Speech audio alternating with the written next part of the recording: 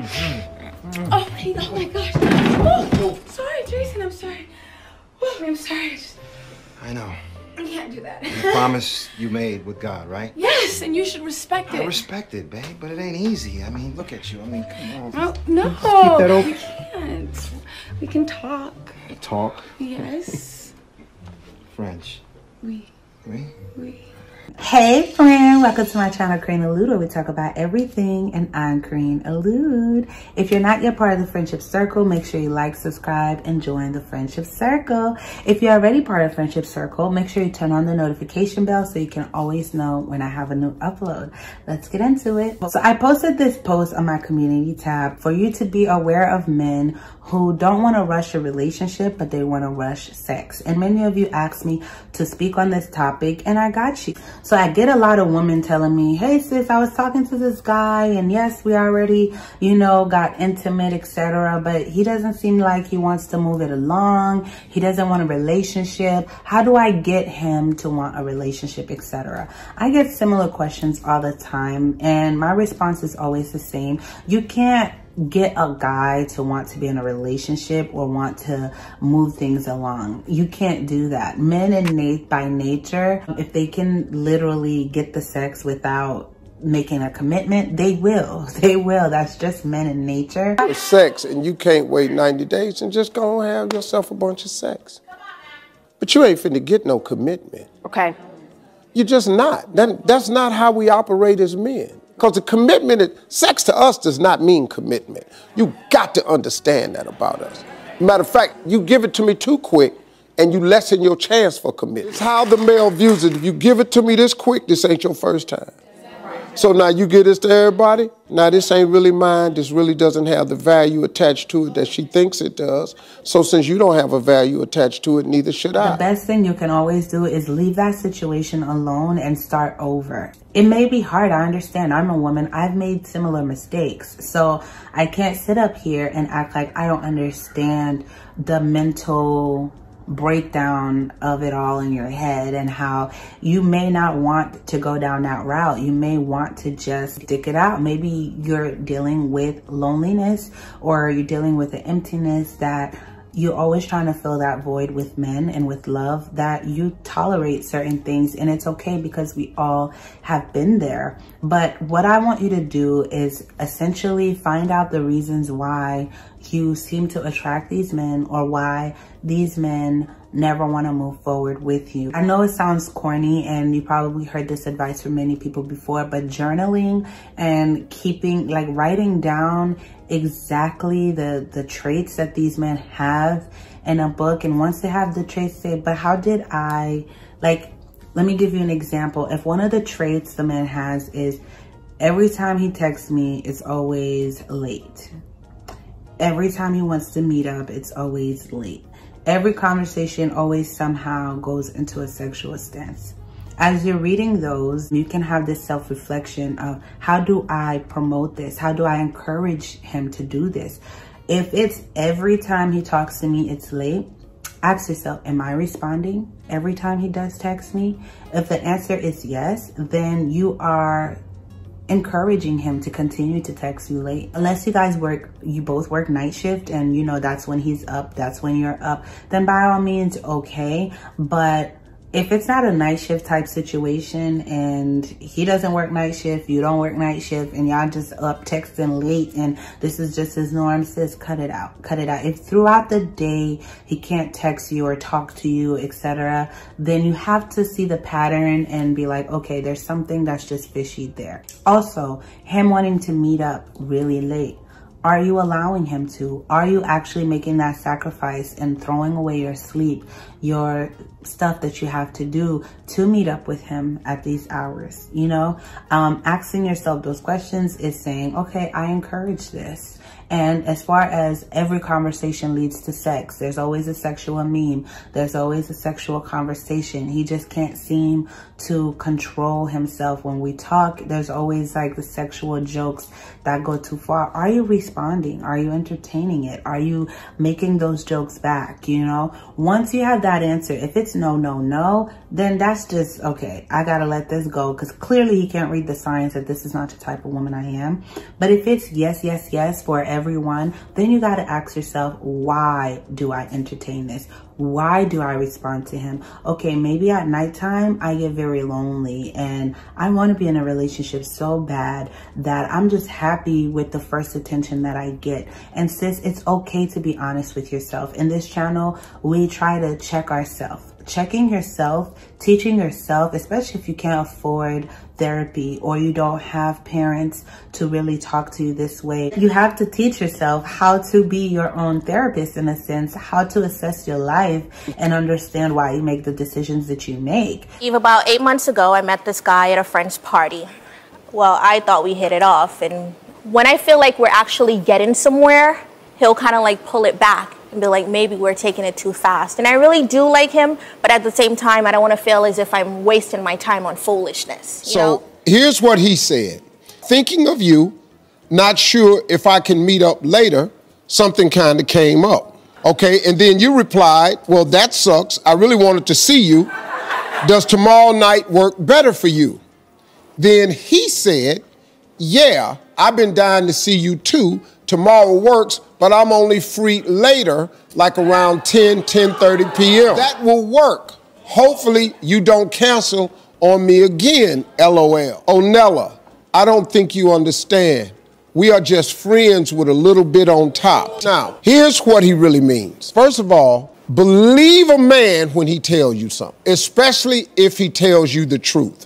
Don't ever LOL a serious comment. Don't let a guy off the hook like that. No, you're serious. You can't keep canceling on me. My time is valuable. You're not in control of my time. I am. Yeah. Now, all guys can change, and all guys will change. Right. But there's only one woman we're changing for. This man is not changing for you. You gotta understand, she says she's been talking to this guy for 8 months. This is the first time. See, dudes are slick now. That's why, see, you can get this information way faster than 8 months. The rest of this is just conversation to hold your attention. He's been holding your attention. It's always at night. Yeah, unfortunately. Let me explain something to you. Booty call hour during the week is 10 p.m. Booty call hours change. They move up early because everybody got to go to work, got to go to school. So booty calls during the week is 10:30. Was this text during the week? Yeah. Once you find out, okay, I respond. But why do I respond? It could be I'm bored and it's fun. It's entertaining. It's purely just entertainment. If it's I'm lonely at night, I overthink, or maybe I get a little frisky and I don't mind entertaining the conversation. Okay. And if it's neither and it's just, I'm just nice and I don't see how I could ignore him. I have a difficult time being mean and assertive and cutting off a conversation. So I just answer just for the sake of it. Then okay. Now, once you've assessed those reasons why, then you can say, what can I do about that? How can I change this for myself? And you can write down steps on how you can change that. If it's you're not assertive enough and you're shy, that used to be me. I would respond to people because I was so nice back then. And even though I knew there's no way in hell I'm gonna meet up with you or do whatever, I still would respond because it's like, dang, if I run into this person, I'm like, girl, you ghosted me. I was really self-conscious about being seen as stuck up and I think I'm all that or whatever. So I would respond. But as I get older, I'm a lot more confident. I'm a lot more assertive. I know what's good. I know the game, okay? So I no longer feel that way. I train myself to make it easier and easier to ignore. And you have to learn to not be ashamed, or don't let no one guilt you into ignoring them, into ending that call, into not responding back. You got to understand, hey, unless the conversation changes, unless the tone changes, I'm not going to keep responding to this. And you have to train people how to treat you. There's soft ways if you're not assertive, like certain tones that you could say, like, why do you always go back to this type of talk? Like, let's talk about something else. You always want to make a sexual joke. I can't with you.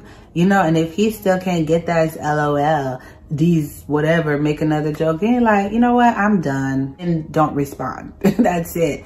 That way, it's not rude, but he's like, oh, shoot. Okay. And if he's like, no, but for real though, what you doing? Don't respond. I fell asleep. Or I was busy, I was doing school stuff. And wait, and another way to make these bums and dusties leave you alone is taking hours to respond if you don't know how to be assertive. Like if he texts you and you really just can't say no or ignore it. If he texts you right now, wait 3-4 hours to respond and keep doing that. And eventually they're just going to get annoyed and not text you. Or they're going to shift like, dang, her time is so valuable. Let me, you know, work around that. And if they text you really late, respond in the morning. Always respond in the morning, and train them to speak to you in the morning and steer the conversation. You can't change a dusty. You can't do that, but there are ways. Okay.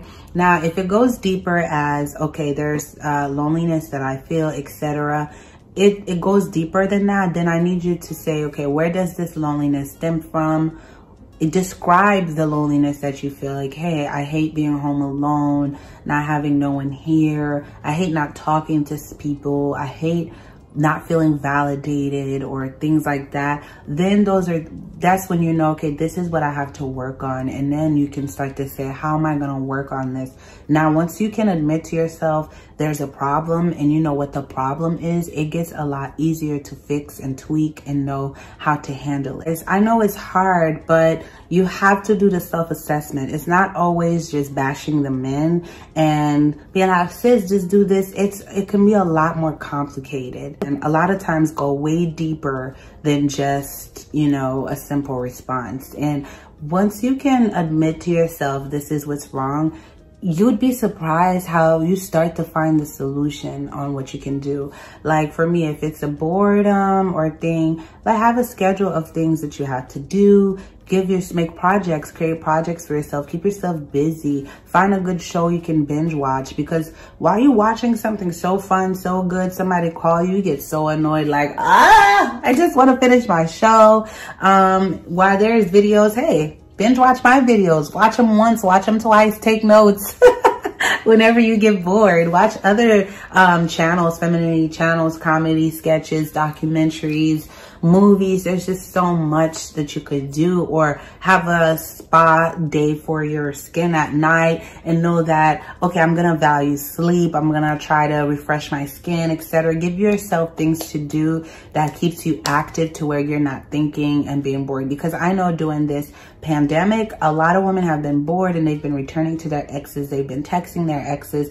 And I'm like, you know, it's toxic, sis. Why are you doing this? But I get it. I understand. And I understand, sis. I'm here for you. Aside from that, I will say, with men that are like that, you'd find a lot of men that will rush sex with you, but not necessarily a relationship. And then you'll find out a couple months down the line, they're married to some other girl. They proposed, they waited for her and did all that. And you're like, what was wrong with me? Maybe it's not always just that the girl's standards was high, because sometimes they probably already slept with the girl, but they still married because they just genuinely see a future with that woman and they feel safe with her. You're just not it. And you have to understand, when you're not someone's type, stop trying to force yourself to be everyone's type, or stop trying to, a lot of women guilt men when men don't choose them or they're not a man's type. Everyone has a type. Everyone finds someone attractive. There's been people in my life that I found attractive that even if they find me attractive, I know I'm not their type. If you're used to dating a specific certain type of woman,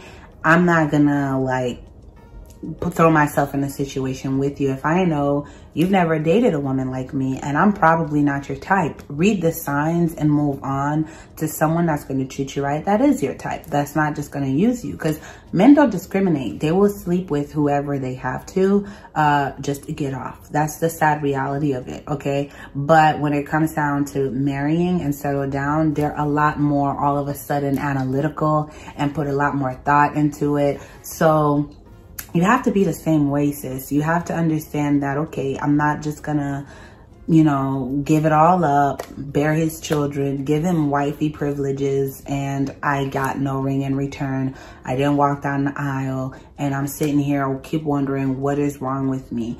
There has to be a point where we do analyze ourselves and we do try to understand exactly what we can do different. Please, please, please be wary of that. If you're talking to a man and you feel constantly pressured sexually and you feel like you're not comfortable with the way he's touching you, approaching you, or talking to you, please always leave the situation, because a lot of men can pick up on the cues, but they choose to ignore it because they are seeing what they want to do to you. And you have to hold a higher standard for yourself. And for the women who do know better but don't do better, we perpetuate this image to men overall that all women are like this and easy, and they will try even with the church girl, good girl, just to see how far they can go because you made it easy for someone. So we have to have this unity and womanhood where we all have equally high standards for ourselves and for our men, where we're not just giving it up for one night stands or to please a man's ego, and we're not requiring him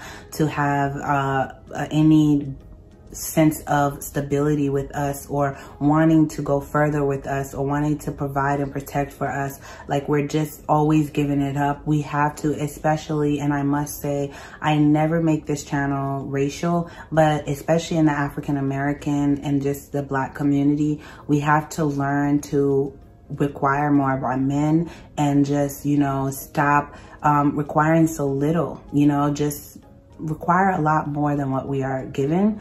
And once we change that narrative, they will have to follow suit. You know, if all women just said, listen, I'm not going to keep giving out babies or keep sleeping with men or keep da-da-da-da, just like that. No, I need to be married. I need to walk down the aisle. You need to speak to my family. You need to have a date and this and that because I'm ready for it. Then okay. If you're not ready for marriage, that's different. But when you're dating, make sure you let your priorities known since the very beginning. If you are shy and timid, let the man know from the very beginning. Listen, I'm dating, I'm talking to you right now, or whatever the cases may be, but I try to stay away from sexual conversations and sexual advances because right now that's just not the place that I'm at. If it scares a man away, then he's not for you, but that's always what I lead with when I know a guy is courting me. Like, I'm celibate. I'm not trying to go down that road.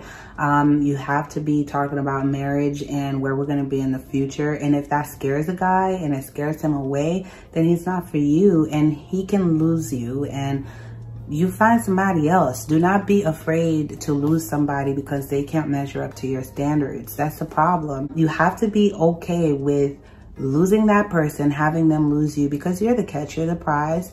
Yes, they can equally be a prize, but you have to see yourself as a prize too. You have to cherish your feelings and emotions. Don't try to change yourself so much to be with someone who's not willing to make the effort for you, if that makes sense. Do not be afraid to lose the guy just based off of your standards. I know this can be a very controversial topic once you start speaking about self-reflection and introspection. Like, I know a lot of women feel offended, especially when you're talking about celibacy and withholding because of the modern love your body movement, etc. And it may seem a little too traditional to withhold the goodies and keep the cookies in the cookie jar. And men try to say they're turned off by that, and women fall for it like, I need to. But listen, as we are such a sexually driven society where sex sells in media, sex sells in the social life or whatever, social media, and it's just sex everywhere. And we women encourage that. They use us as sexual beings, and we promote it and we encourage it. It used to be back then, men used to have to work so hard to get a wife, and they had to make sure they had a home ready for her, a car, they could provide and protect her. Women used to have to make sure they knew how to cook and clean and take care of themselves and be a woman of quality that's going to get married. Nowadays, it's neither, and both genders. And this video may not age well as we, you know, go towards 2030, maybe 2040, and traditional values are a thing of the past, and people might look as my views are archaic and not popular. But I'll say this, for those of you who still believe in being a traditional feminine woman, there are traditional high value, high quality men that respects and admire that is ready to take care of you, that is ready to give you the world and treat you like the little princess and queens that you are, okay? So don't give that up. And I have a slew of quality men that I know that exist out there that are taking care of their wives, that are taking care of their children, that are taking care of their community. That is a strong force in the community. And this is the kind of men that you should aspire to be with, okay? So share this with a friend, okay? That may need it, because I really want this message to be popular. But I love you guys so much. Thank you for watching. Comment below, what do you agree with and what don't you agree with, and any other tips that I did not mention in the video. As always, mention those tips below so that you can help another sister out. I love you. Until next time. Mwah.